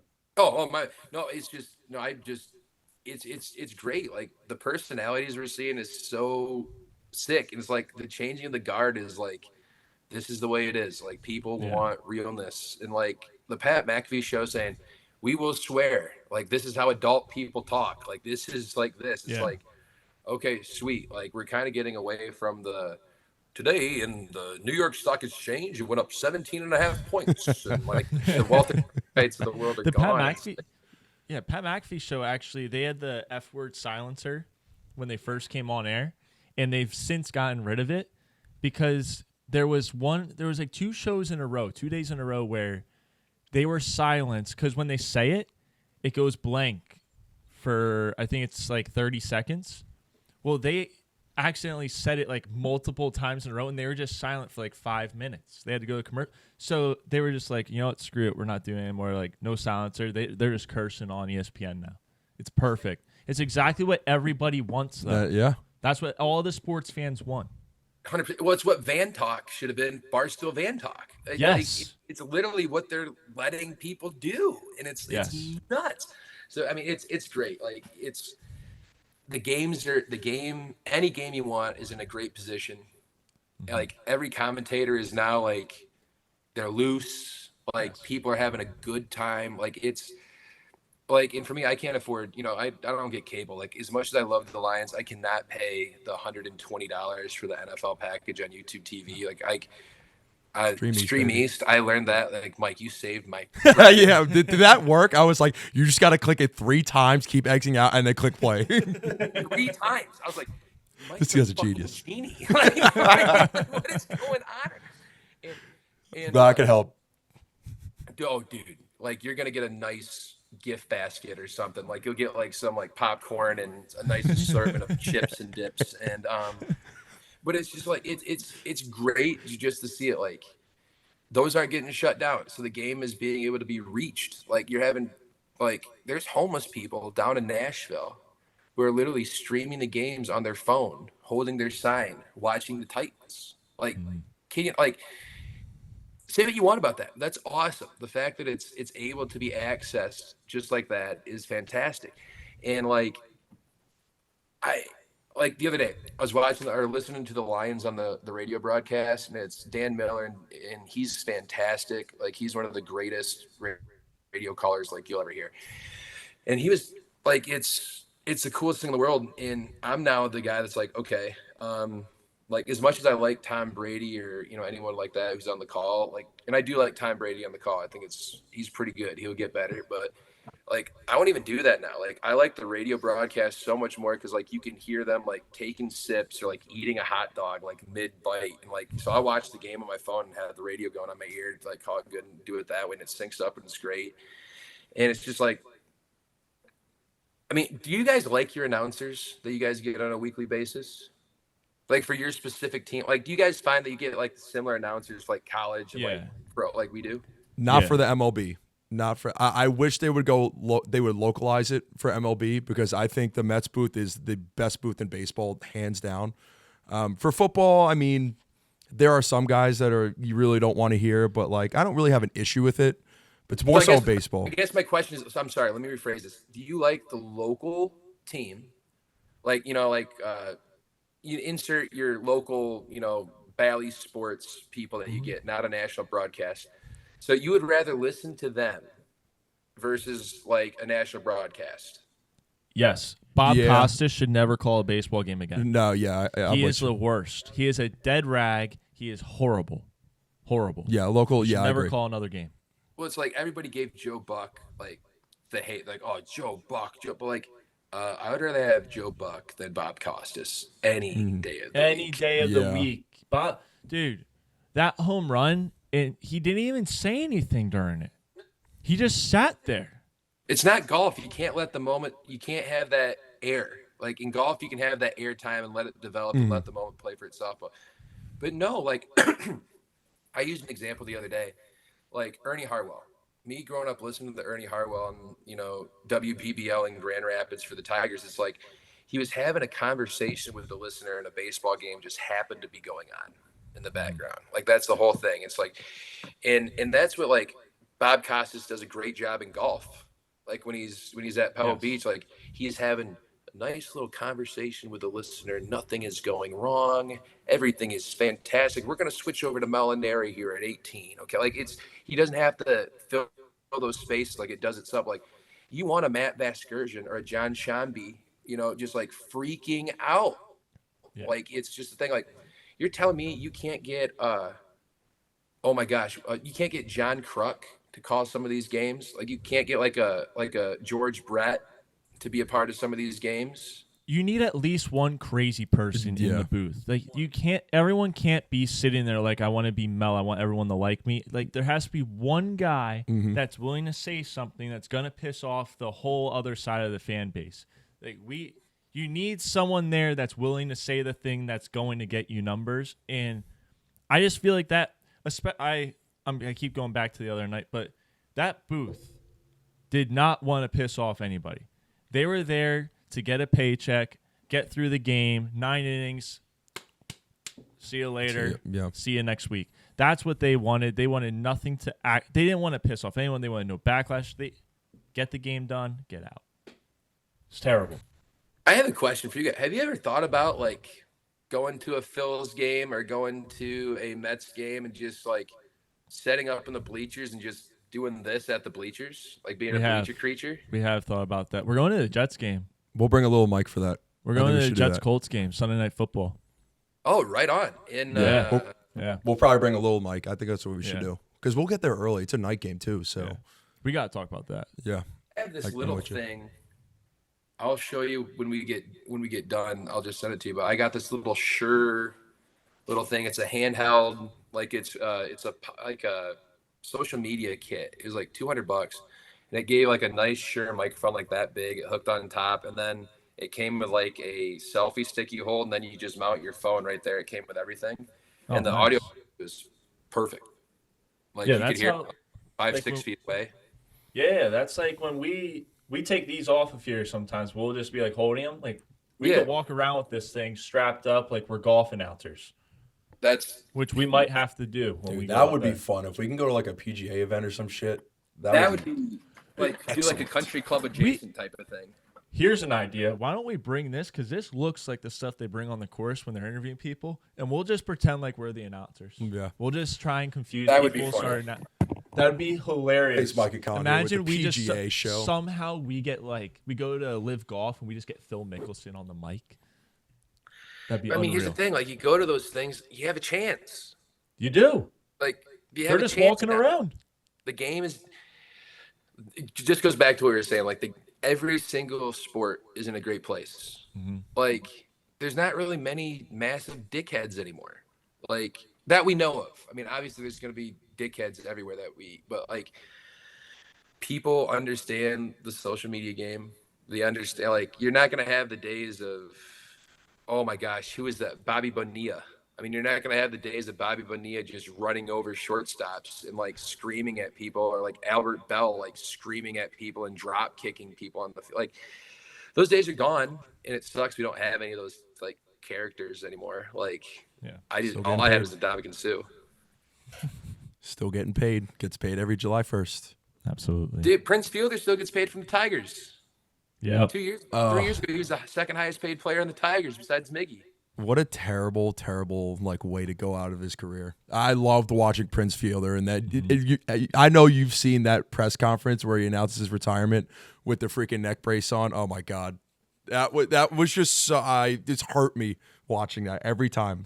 Prince's first game in Detroit, I went, and it was against the Boston Red Sox opening day. It was Doug Fister versus Josh Beckett. Game 2, excuse me. It was game 2. So Doug Fister, Josh Beckett. Tigers won game 1. We get there, and I am like the furthest away from home plate. We were at like the top of the stadium in the right field mezzanine. Like it's like birds had better seats than we did. And I'll never forget this. First at bat, Prince Fielder comes up, deposits one to left center field home run. Next guy comes up, Miguel Cabrera, deposits one in the left field for a home run. Al Avila comes up. They went back to back to back. Within the first 5 batters of the game, they go up 3-0 on Beckett. The very next at bat, Fielder comes up, hits another home run. Fielder, Cabrera, and Al Avila all had 2 home runs in that game. That was the first game I saw Prince Fielder playing in person. And like, he was so good. Like, he was like he was an underrated player. Like, in the fact that he ended on the same exact number of home runs that his dad did, like their career stats damn near identical. Yeah. Like, there's only a few things I think Prince has maybe a stolen base where his dad didn't have many stolen. Like, he has like 2 more stolen bases. So it's nuts. But no, yeah, that Prince Fielder thing, dude. But now he's swinging it. You see, he's in that like new home run derby deal with like Manny Ramirez. Have you seen any of this? Yeah, I saw it the other day on Twitter. They don't hit from home plate. Yeah. They set up a home plates at third fucking base. Like, what are you doing? And they're on a platform. Like, you're not even hitting it 300 feet. Just raking. Dude, it's a joke. Like, they could bunt it over. It bothers me. Like, if you're old, like if you're a geezer, like, dude, swing a metal bat, dude. Like, don't hit it from the pitcher's mound. Give him the composite Yeah. bats. Yeah, Give him a bunch of B2s, bro. Give him some B2s. Dude, get him that blue and orange stealth from like 04. Yeah. Like, you get him that and just like, Do that and On give the him, DeMarini. have him hit tennis balls. Just let him pop them over the fence. no, hit golf balls. Golf balls. Golf balls. Yeah. Yeah. I used to love doing that. How far do you Like, think? let's see how far this goes. Boom. Boom. Metal bat. Launch it. How far do you think David Ortiz could hit a golf ball with a baseball bat? 600. I was thinking like 550. I think that's probably pretty close. Right? So you said 550, I said 600. So it's probably, around there. Probably right We're- there. We're smart, like-minded individuals. He's hitting it is okay in terms of Bryson hitting a golf ball. Because what's his farthest drive this year? Do you guys know? Was it 342? It was deep, like 370. But there was, you got to account for there's wind at the back and stuff, though. Oh, okay. You know, like, so if we're in a chamber of no wind, in David Ortiz, we still say, all right, let's say 550. He had. I don't think Bryson can touch him. I don't think so. 600. That's just like, I don't care how long his driver is. How high? I guess it doesn't matter because the elevation would help Ortiz a lot more. Yeah, Yeah, okay, Ortiz. Okay, I think David Ortiz has him. Yeah. who's gonna hit it farther? Is Justin Verlander gonna hit a golf ball farther with a baseball bat than Bryson drives a golf ball? I gotta go Bryson there. I think Bryson wins that. I don't know Okay. if to, because I you think it's also pretty to close. account for, and we'll end with this here because we gotta get to work and stuff. Sucks, but I think you have to account for the fact that we're also assuming Verlander's going to make contact with the ball. Like, how many attempts is he going to have? Because think about it, there. Even if you throw it up and swing on your own, that's still tough to hit. And like, are we giving him a tee? Are we gonna tee the I'm golf going. ball I'm for going him? 1-for-1 swing. You're giving the machine, Oh, bro. I think Verlander might hit it No, he's got like no, Negative 150. 100 yards. I was gonna say 150 or it goes foul. Yeah. Okay, the only reason I would agree with that is he's going to top it. He's going to hit a line drive that only goes about 15, 20 Yes. feet in the air, and it's going to roll out, and that's it. So if Yeah. it's on Yeah. if it's on cement, he's got a chance with the roll. But no, if it's on grass, we're in trouble. But if you guys got to get going, I just want to say thank you very much for your time.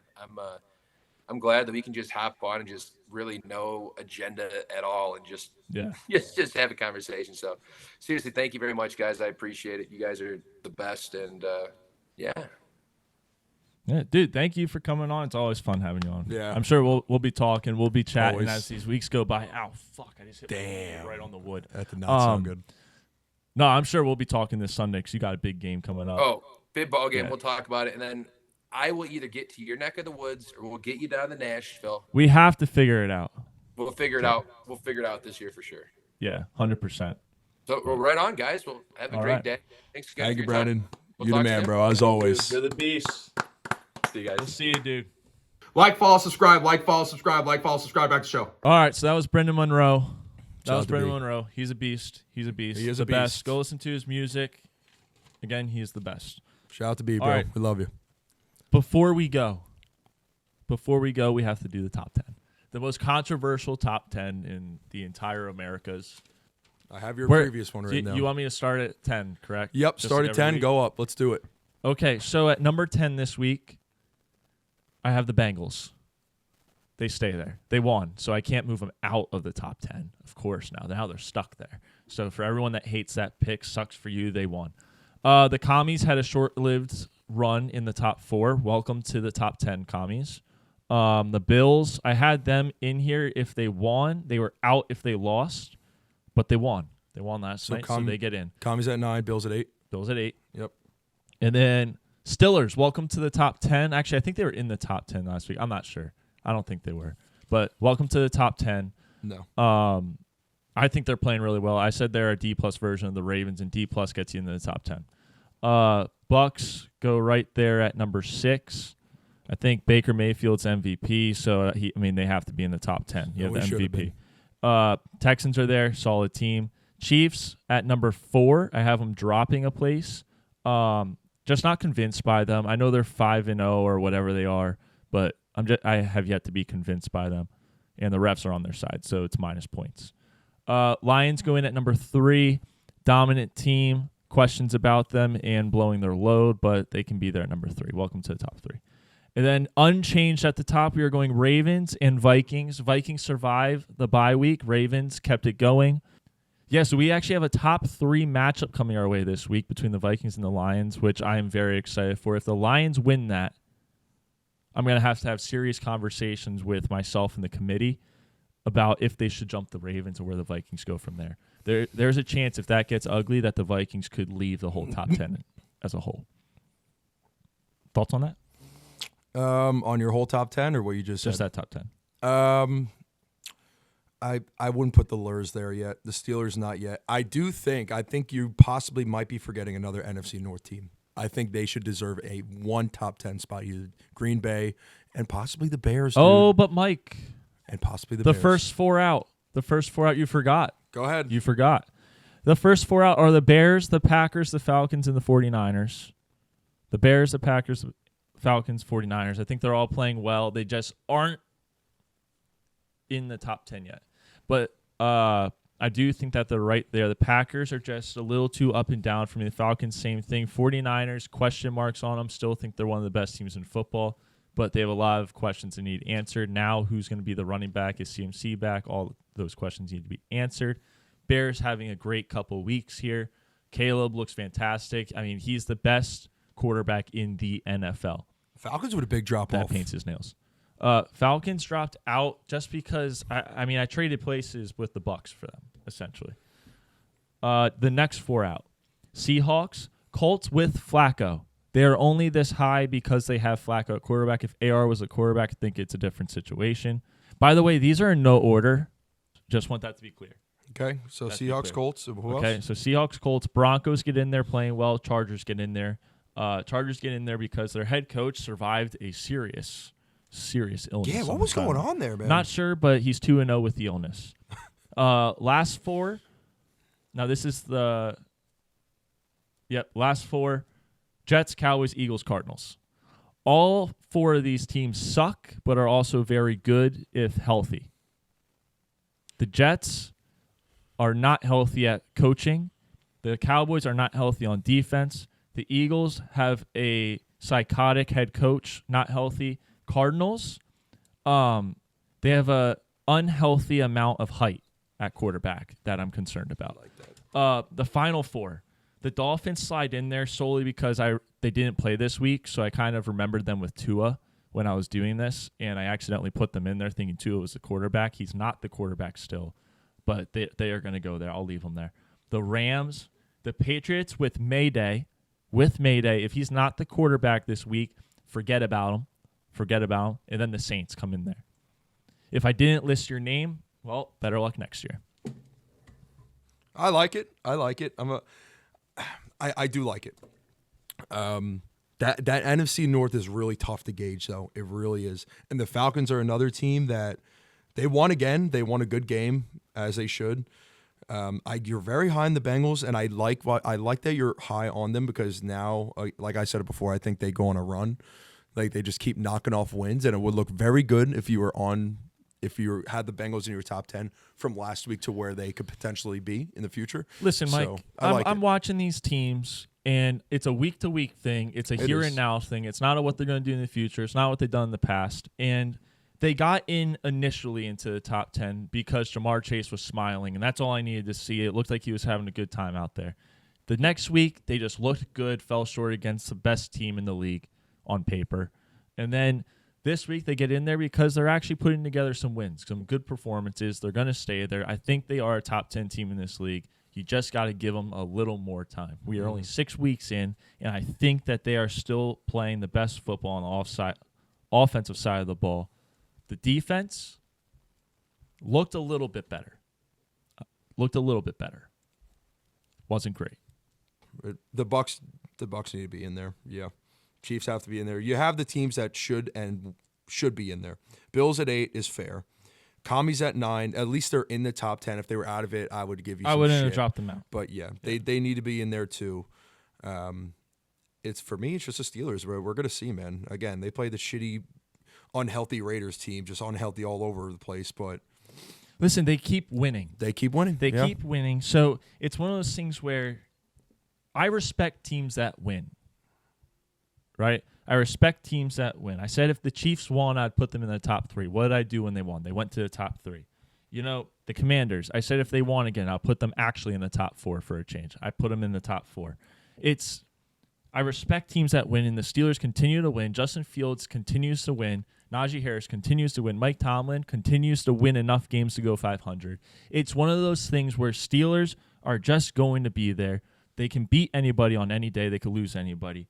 And when I look at some of these other teams outside of the first 4, all these teams, I look at them, everyone in the next 4, last 4, final 4, if I didn't even say your name, don't even think about being in the conversation. I could look at you and I would just be like, you're probably not going to win this week. You know what I mean? But in that first 4 in the top 10, I think any week, any team you play, you're going to win. I'm trying to figure out the teams that you didn't mention. And It's I the know Raiders, the Carolina's Panthers, Raiders, the Titans, the Giants. Giants. That's it. You sure? Pretty sure. Unless there's 2 other teams that I'm missing. How many teams do you have written down? I have 30. Isn't there 32? There's 16 teams in each. Yes, there is. Yep. Wow. That's bad. Football show. That's bad. You are missing the Raiders. 29. Okay.